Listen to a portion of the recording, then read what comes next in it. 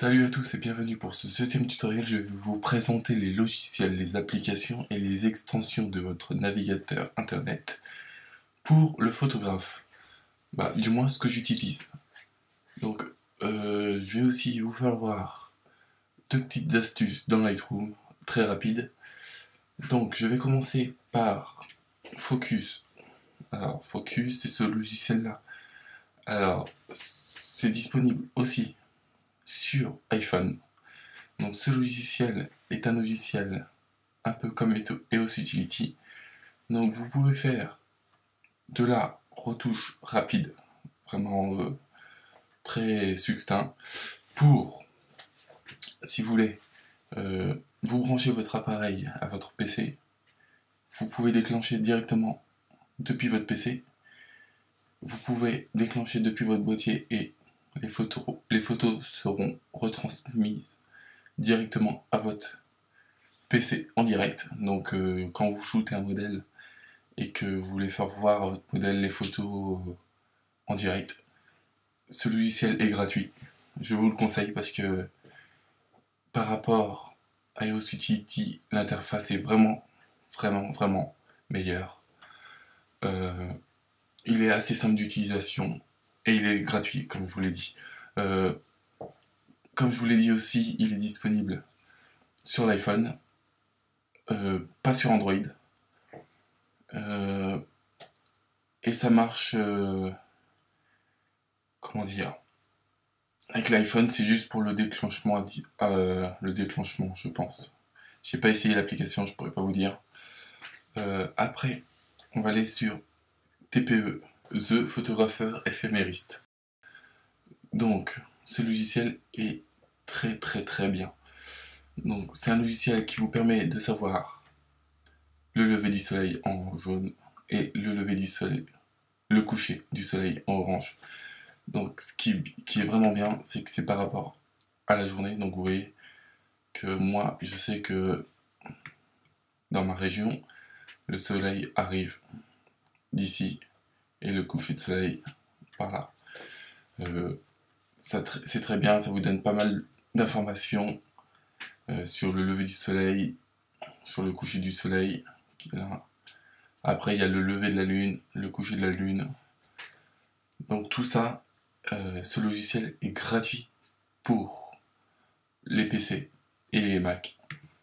Il existe aussi une application sur Android et sur iPhone. Alors sur iPhone, il est à 7,99€ et sur Android, je crois, à 3,74€. De toute façon, je vous donnerai tous les descriptifs dans la vidéo. Donc après, je vais vous présenter ce petit logiciel-là.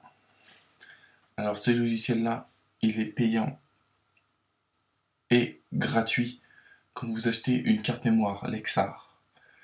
Il vous donne un petit papier avec le code. Moi, c'est comme ça que je l'ai eu. Ça te permet de récupérer les photos et vidéos perdues, effacées. Donc, vous voyez que là, et après, je peux scanner et il me redonne mes photos. Ça marche assez bien. Après, je sais pas si ça marche sur les autres cartes que Lexar. Donc après, il y a EOS Utility, qui est un logiciel gratuit quand vous achetez un boîtier Canon. Il est fourni avec. Donc moi, je l'ai eu avec mon boîtier. C'est vraiment bien. Vous pouvez faire du timelapse avec, quand vous avez un PC portable et que vous voulez brancher directement votre PC portable à votre boîtier en extérieur, vous pouvez faire du timelapse avec. Il sert aussi au déclenchement à distance, etc. Aussi pour les paramètres de l'appareil photo, si vous voulez les infos copyright, etc. Pour importer, je vous ferai un petit truc là-dessus, pour les boîtiers Canon, pour importer les styles d'image. Vous pouvez en importer directement avec, je vous ferai voir comment. Donc voilà. Après, il y a cette application-là qui est que pour Mac. Je vous donnerai le lien aussi avec. Ça sert à savoir le nombre d'images déclenchées de votre boîtier. C'est payant. Ça tourne aux alentours de 2 euros. C'est pas cher du tout. Et c'est vraiment utile. Comme ça, vous savez combien de déclenchements à votre boîtier. Donc, après, je vais aller sur Timelapse Assembler. Alors, ce petit logiciel est gratuit et il est pour Mac. J'ai pas regardé s'il y en avait pour PC ou Linux ou donc Windows ou Linux. Je sais que ce logiciel est vraiment bien pour Mac. Déjà il est gratuit. Et ça assemble vraiment bien. J'ai jamais eu de bug avec. Donc voilà. Après, je vous ferai un petit tuto aussi sur les timelapses. C'est prévu. Mais ça met un peu de temps à se préparer. Donc je sais pas quand il sortira. Voilà. Donc StarMax, alors ça, c'est un logiciel qui est gratuit aussi. Qui est disponible pour Windows, Linux et Mac. Ça sert à faire des filets d'étoiles. Donc quand vous prenez, ça je vous ferai un petit tuto aussi là-dessus, c'est quand vous prenez plusieurs photos d'étoiles, et comme les étoiles bougent, après vous pouvez tout assembler avec, et ça vous fait une seule photo avec le filet d'étoiles effectué. Donc voilà. Après, pour ceux qui n'ont pas Photoshop, voilà, je vous fais voir ce logiciel-là. GIMP. GIMP est un logiciel de retouche. Alors, c'est pour Windows, Mac et Linux. Il est totalement gratuit. Il est plutôt simple d'utilisation. Donc voilà, je vous le conseille. Si vous voulez pas acheter de logiciel de retouche, utilisez GIMP. The GIMP, c'est vraiment le logiciel à voir quand on n'a pas... Moi je l'ai téléchargé là, c'est juste pour le tester et vous faire voir. Sinon je travaille tout le temps sur Photoshop, CS6 et Lightroom 5. Donc Perfect Effect 8, c'est un plugin pour Lightroom. C'est payant. Je pourrais pas vous dire le prix parce que moi je l'ai gratuit. Il faisait un test et puis moi j'ai pu l'avoir gratuitement. Donc voilà. Je l'ai pas encore totalement testé donc je pourrais pas vous en dire plus. Je vais vous faire voir un petit peu l'interface. Voilà. Donc ça se présente un peu comme Lightroom. Je sais qu'après on peut importer des fichiers depuis Lightroom directement. Vous voyez que je l'ai pas du tout utilisé.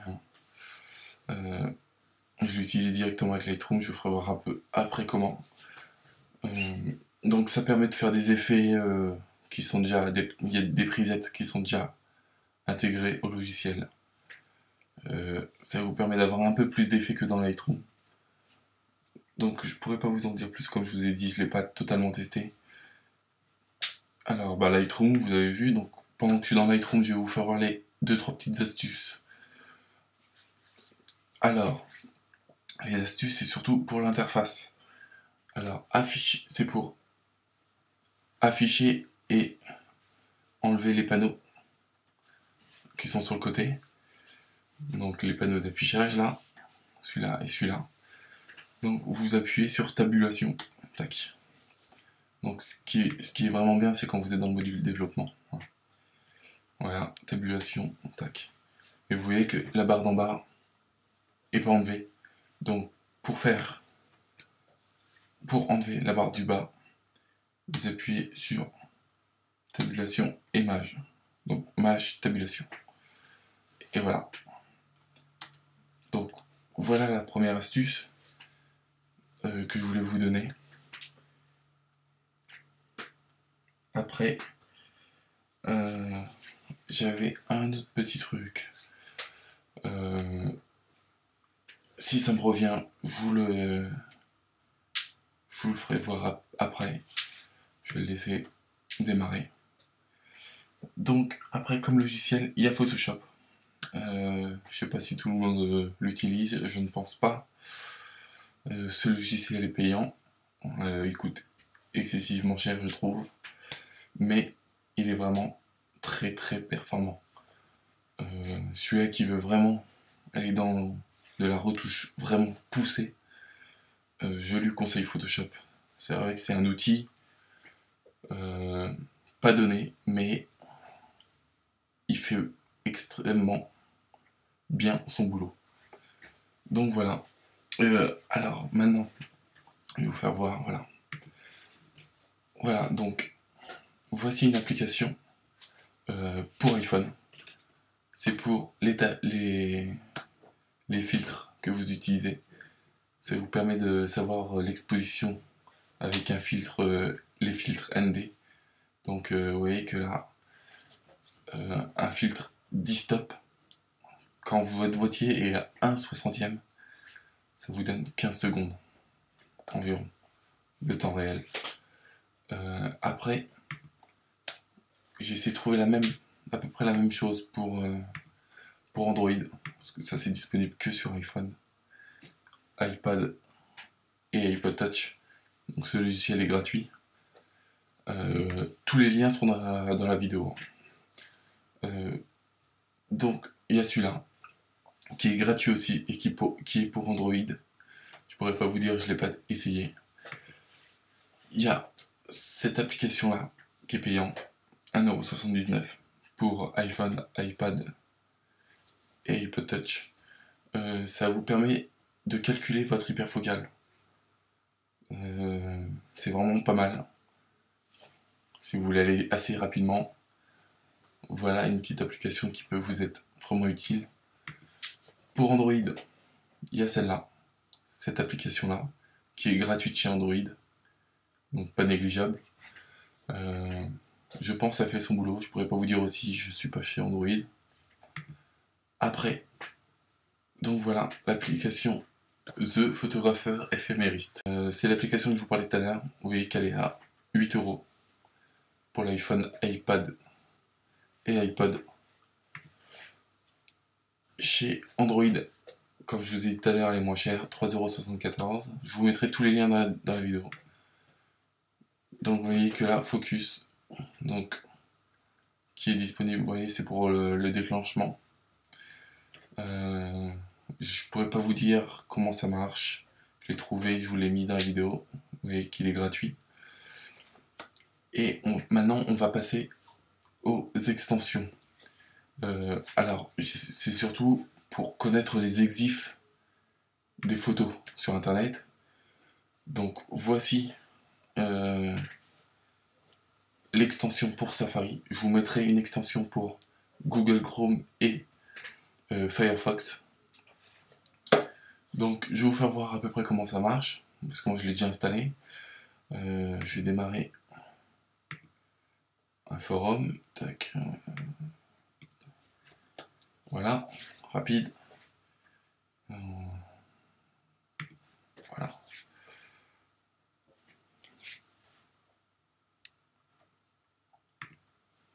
Donc on va dire que je voudrais les exifs de cette photo là. Vous voyez.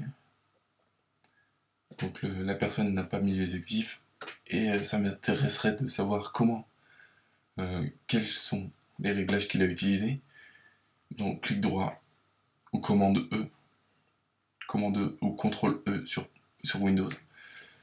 Voilà, vous attendez un petit peu et ça va s'afficher. Voilà, donc ça s'affiche pas tout le temps parce que les gens peuvent supprimer les exifs. Voilà, faudra lire les descriptifs des exifs pour les autres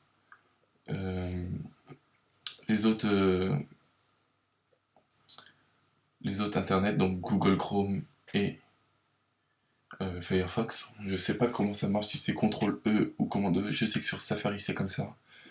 Je vous donnerai tous les liens dans la vidéo. Voilà, j'ai fait le tour de tout ce que je voulais vous faire voir aujourd'hui. J'espère que ça vous a plu. N'hésitez pas à poser des questions et à bientôt.